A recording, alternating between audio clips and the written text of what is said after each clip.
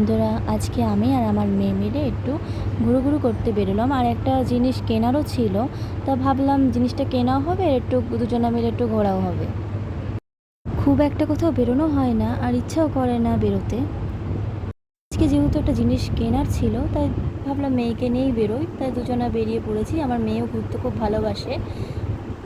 চলে এসেছি বাজারে। আসলে বাড়ি থেকে বেরোনোর সময় দিদা বলেছিল যে পান আনতে, তাই আমরা পান নিতে বাজারে চলে এসেছি। উনি পান বিক্রি করছেন, ওনার সাথে আমার মেয়ে তো ভালোই গল্প শুরু করে দিয়েছিল। এবার আমাদের পান নেওয়া হয়ে গেছে। এবার আমরা দেখো দোকানে আমার মেয়ের তো শেষ হয় না কেনাকাটার। চোখ সবসময় থেকে চকলেটের দিকে। চকলেট খেতে খেতেই না দাঁতের 12টা বাজিয়ে ফেলেছে। আমরা এবার বাজার থেকে বেরিয়ে পড়েছি। এবার মা আর মেয়ে মিলে দুজনে হাঁটতে হাঁটতে, একটা ছাতা কেনার ছিল, তাই দুজনে মিলে হাঁটতে হাঁটতে এগিয়ে যাচ্ছি। বাজার থেকে ছাতার দোকানটা বেশি দূরেও না, তাই আমরা ভাবলাম যে হেঁটে হেঁটেই চলে যাই। দেখো আমরা ছাতার দোকানেও চলে এসেছি।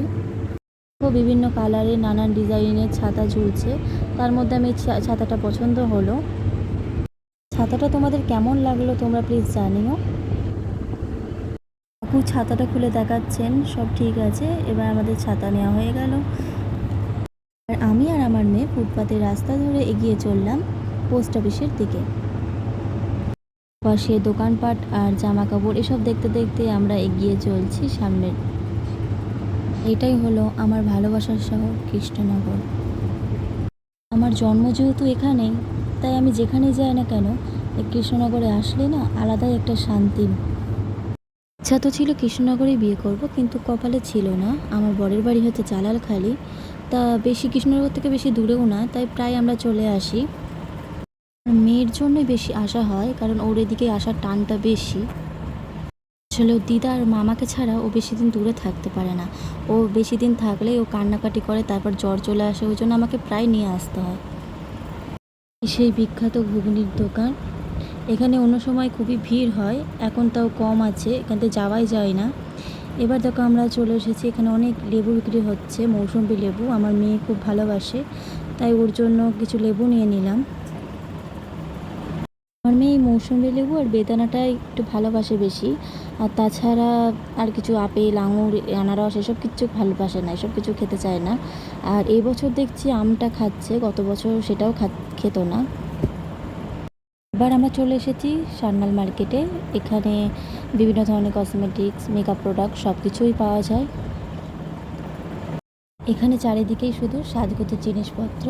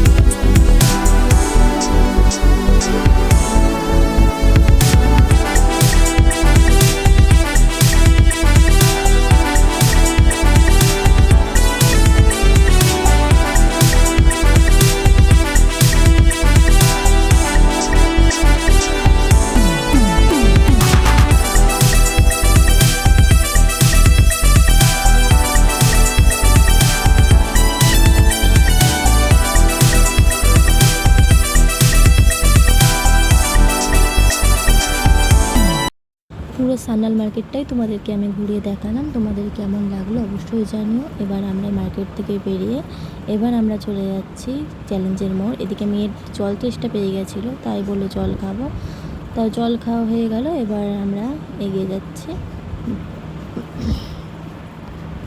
এবার আমরা যাব চ্যালেঞ্জের মোড়। ওখানে একটা মার্কেট আছে, ওখানে শুধু ইলেকট্রিকের জিনিসপত্র বিক্রি হয়, আর আমরাও একটা জিনিসই কিনতে যাচ্ছি। তোমরাও চলো, দেখো আমি কি এখন কিনতে যাচ্ছি। এখানে চারিদিকে জামা কাপড়, আর এখানে না অনেক দোকানপাট ভাঙা পড়ে গেছে, তাই জন্য ওই রাস্তা দিয়ে অনেক দোকানপাট বসেছে। আর দেখো এখানে একজন চেনা পরিচিত একজনের সাথে দেখা হয়ে গেল, তাই তার সাথে একটু গল্প করে নিলাম। গল্প করা হয়ে গেল, এবার আমরা চলে যাচ্ছি মার্কেটের দিকে।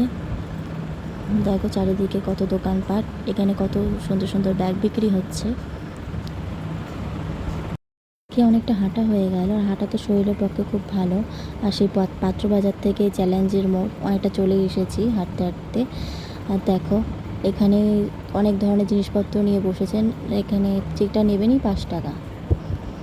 তার ঠিক পাশে আর একজন কাকু কত গাছ নিয়ে বসেছেন।